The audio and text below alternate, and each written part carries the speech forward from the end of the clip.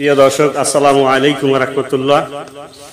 এই দেখেন, এই যে শারিককালীর ব্রিজ, 1 নং ওয়ার্ডের ব্রিজটা খুবই দুর্যোগময় এবং এখানে যে মানুষ চলাফেরার জন্য খুবই আশঙ্কাজনক।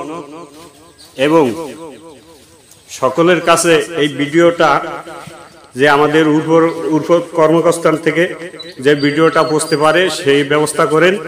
সবাই বেশি বেশি করে লাইক কমেন্ট করে শেয়ার করেন। এই এলাকার মানুষ খুব অশান্তিতে আছে, এখানে যাতায়াত করতে পারতেছে না।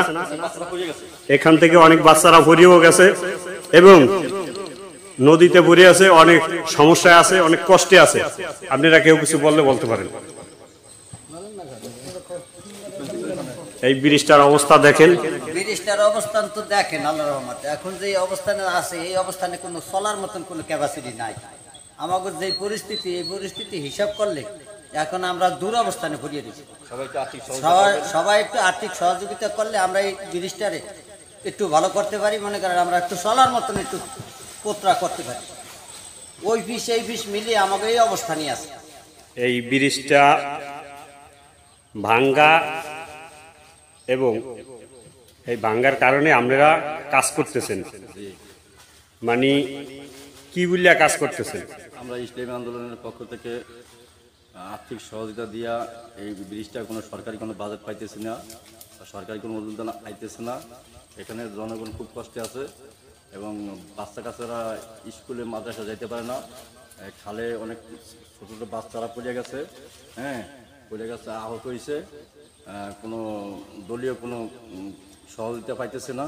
এজন্য আমরা ইসলামী আন্দোলনের পক্ষ থেকে 1 নং ওয়ার্ডের পক্ষ থেকে আমরা সহযোগিতা করতে এই ব্রিজের কাছে আসছি ইনশাআল্লাহ।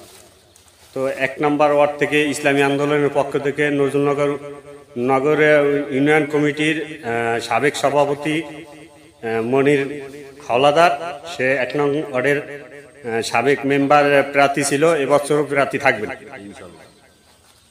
সবার কাছে দোয়া চাই, আর এই আর্থিক সহযোগিতা আপনারা সহ করবেন। হুজুর কিছু বলবেন? এলাকাবাসীও সবাই আছে এবং সবারই দাবি যাতে এই ব্রিজটা মোটামুটি একটু চলার মতো হয়, যাতে এলাকাবাসী যাওয়া আসা, বাচ্চা কাচ্চারা সবাই যাতে যাওয়া আসা করতে পারে সুষ্ঠুভাবে। এই জন্য রাষ্ট্রীয়ভাবে কোনো বরাদ্দ নাই বা কোনো সহযোগিতা আমরা পাই নাই। আপনারা কিছু বলার আছে? কিছু বলেন।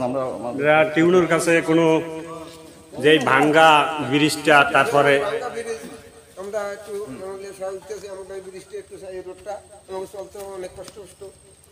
এখানে আমাদের বাচ্চা কাচ্চা নিয়ে বেশি প্রবলেম, বুঝছেন? এখানে যে প্রবলেম, যেহেতু বাচ্চা লেখাপড়া করতে পারতেছে না এবং কি পড়ে যাচ্ছে। দ্বিতীয়ত হচ্ছে যে পারিবারিক অনেক গরু আছে, চলাফেরার সমস্যা, আমাদের সবারই সমস্যা। কিন্তু কোনো সরকারি ভাবে দলীয় ভাবে কোনো কিছু এটা পর্যন্ত আসতেছে না। এটা এখন আমরা সবার থেকে সহায়তা চাই, মানে কি আমরা জনগণ খাইতে বেটা চাই, সবার থেকে সহায়তা লইয়া মানে আমরা এটা করার জন্য কি চাইছিলাম। জি। তো এই টাকাটা এরা কাজ করছে, কাজে যায়, হ্যাঁ করে কিছু অনুদান দিতে আছেন, কাজটা যে ঠিকঠাক মতন করতে পারে, এই তো ইনশাআল্লাহ। সবাই ভিডিওটা এবং উপরে কর্মকর্তার কাছে যে যায় এরকম ভাবে সবাই শেয়ার করবেন, ভিডিওটা লাইক কমেন্ট করে বেশি বেশি শেয়ার করবেন।